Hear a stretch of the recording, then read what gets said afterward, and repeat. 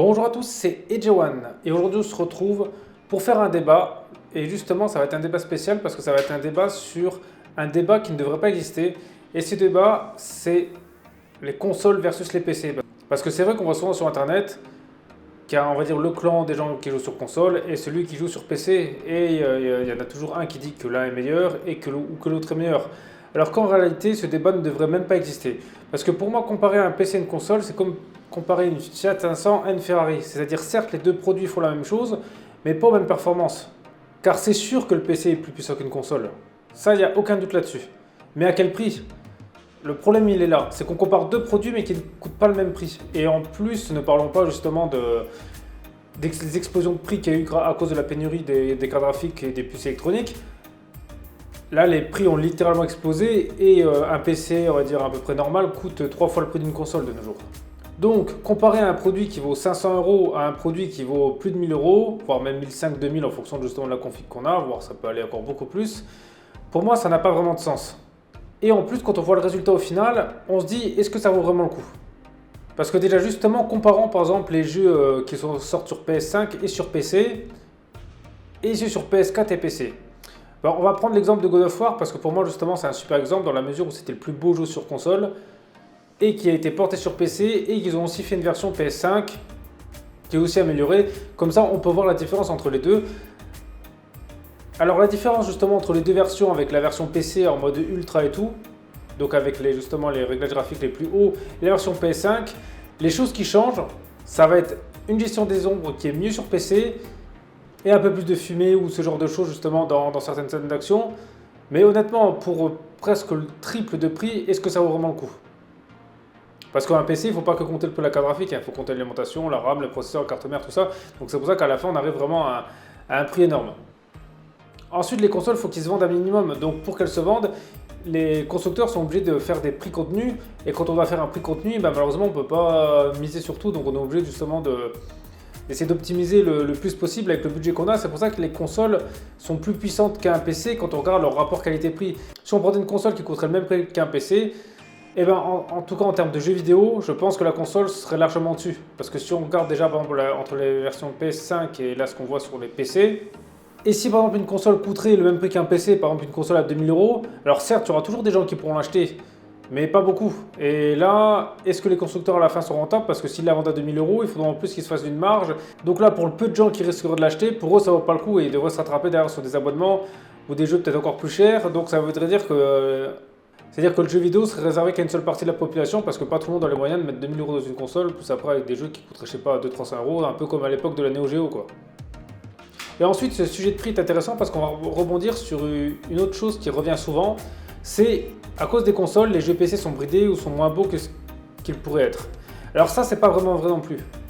Parce que c'est vrai dans un sens où en général les jeux consoles. Mais ce qu'il faut savoir aussi, c'est que quand un créateur il fait son jeu PC, qu'est-ce qu'il va faire? Il va regarder aussi la configuration moyenne des joueurs PC, c'est-à-dire qu'il va regarder à peu près les configurations que les gens ont, parce que Steam justement permet justement de faire ça, d'avoir justement des données, voir à peu près quelles cartes graphiques sont utilisées et tout ça, justement pour avoir des stats, pour savoir comment optimiser son jeu, parce que le but justement d'un créateur, c'est de vendre son jeu au plus de personnes possible. Donc pour ça, il faut que son jeu soit à peu près jouable sur le plus de machines possible. Et c'est pour ça qu'il ne va pas s'amuser à faire une configuration minimum requise, ou par exemple là, il faudrait une 3090 ou ce genre de choses. Il n'y a aucun jeu qui demande ça en configuration minimale, ni même en optimale. Pour ceux qui disent que par exemple à cause des consoles, les jeux PC sont moins beaux, on pourrait aussi envelopper ceux qui ont des configurations justement qui sont milieu de gamme ou entrée de gamme. Là, ce serait le même problème. Si par exemple tout le monde avait dans son PC une 3090, vous verrez que les jeux seraient certainement plus beaux et d'un niveau au-dessus. Et encore plus beau, c'est subjectif, parce que justement, on va continuer de cette comparaison avec le jeu God of War, on pourra en prendre d'autres, mais bon, vu que c'est le dernier jeu qui est sorti, qui est sur multiplateforme, je pense que c'est un bon exemple.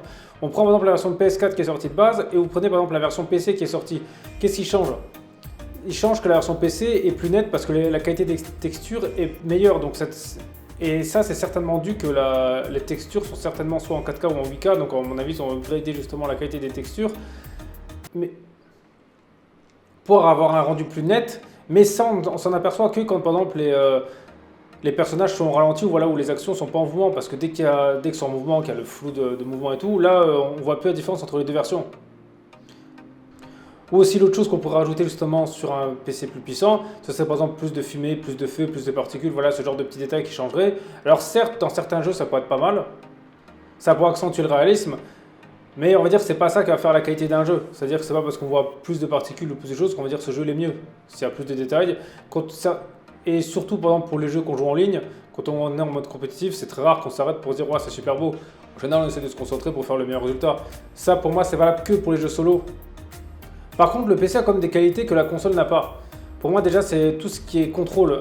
Par exemple, tout ce qui est jeu de gestion, pour moi, ça sur console, c'était injouable. Je me rappelle, j'avais acheté le Command & Conquer, c'était à l'époque sur PS3. À la manette, c'est impossible. Alors sur PC, c'est super fluide, voilà, c'est super simple avec la souris, on contrôle les unités, c'est très simple. Ou les jeux style Age of Empires. C'est que ce genre de jeu est plus adapté à un clavier et une souris. Aussi, l'autre avantage, c'est que sur PC, en général, on retrouve plus d'accessoires pour tout ce qui est jeux de simulation. Par exemple, si on prend les jeux d'avion, les jeux de voiture, la plupart justement des volants, des accessoires, il y en a plus sur PC. Parce que sur PC, c'est un peu plus simple d'optimiser. Par exemple, moi qui joue beaucoup de jeux de voiture, je sais que sur PC, on peut trouver certaines gammes de pédales ou de volants qui ne sont pas compatibles avec la console. Donc ça, pour moi, c'est très bien pour tout ce qui est jeu de simulation. C'est-à-dire que si vous voulez vraiment une simulation le plus réaliste possible, quoi qu'il arrive, ça se passera sur PC.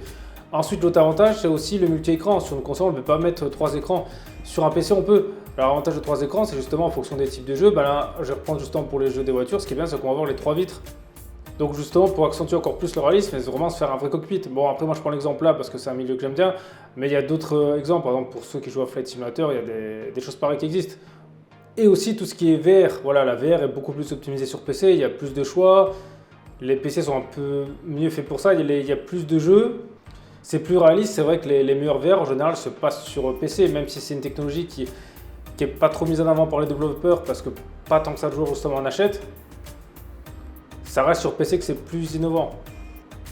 Et honnêtement pour moi, qui ai connu justement l'époque console, l'époque PC, ce qui a changé c'est vu que plus la technologie avance et si on remarque bien par exemple on prend entre les consoles, les différences de graphisme justement sont beaucoup moins qu'à l'époque, par exemple quand on est passé de la PS2 à la PS3 et pour les PC c'est pareil.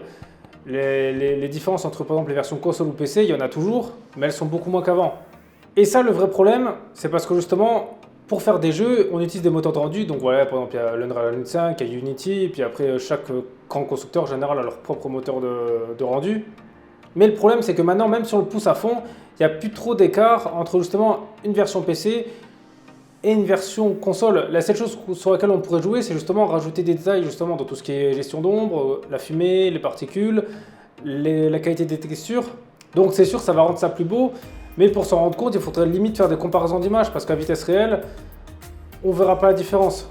Et pour justement qu'on puisse redonner ces lettres de noblesse au monde du PC comme il y a eu à l'époque, ce qu'il faudrait faire, c'est qu'un studio crée justement un nouveau moteur de jeu parce qu'avec les moteurs actuels, malheureusement, on ne pourra pas faire de miracle. C'est-à-dire qu'on pourra faire des choses mieux, mais pas de miracle. Donc il faudrait qu'un studio crée un nouveau moteur qui soit fait exprès pour les PC, justement, qui soit très puissant. Voilà, par exemple pour des PC qui ont des 3090, 64 Go de RAM et ce genre de choses.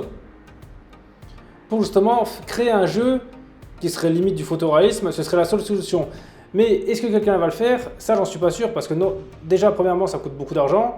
Et après, vu le peu de nombre de joueurs qui pourront acheter ce jeu, parce que quand on aura les configs sur Steam, déjà, par exemple, qu'une 3090, il y en a très peu. Donc pour ça, ils devront certainement soit faire un jeu à abonnement, ou soit faire un jeu qui coûte très cher pour pouvoir être rentable. Parce que créer un jeu et faire ça à perte, il n'y a personne qui va faire ça, parce qu'en général, quand on crée un jeu, justement, c'est pour gagner de l'argent. Donc... Mais ce serait vraiment la seule solution pour que, on va dire, le PC puisse reprendre la première place, parce que plus on va évoluer dans le temps, plus justement les technologies vont être assez proches. Prenez par exemple la différence entre une télé 4K et une télé 8K, la différence, il faut vraiment faire de la sur image pour la chercher. Là, sur le monde du PC, c'est pareil, c'est pour ça que de nos jours, un peu plus puissant, même si le PC est mieux qu'une console en termes de puissance, malheureusement, il faut de plus en plus de puissance pour avoir une légère différence. Et est-ce que ça vaut le coup justement de mettre autant? Alors certes, il y a des personnes, c'est vraiment leur passion, ils préfèrent vraiment jouer sur PC, jouent qu'à des jeux sur PC, donc ça je comprends. Mais pour les gens justement qui hésitent entre les deux, pour moi à l'heure actuelle la console restera tout quand même le meilleur rapport qualité-prix. Et c'est pour ça que maintenant les prochaines années vont être très intéressantes parce que justement quand par exemple les développeurs auront pu sortir leurs jeux sur les derniers moteurs de rendu, parce que vu qu'ils ont pu y avoir accès qu'en 2021, il faut encore 2-3 ans. On verra justement à la fin de cette génération de consoles, est-ce qu'il y a encore autant d'écart entre le monde du PC et le monde de la console comme il y avait à l'époque de la PS3 et des PC ou même de la version PS4. Et après, justement, dites-moi dans les commentaires ce que vous pensez de ce débat. Et sinon, merci à tous d'avoir regardé cette vidéo. C'était AJ1. On se retrouve très vite pour une prochaine vidéo.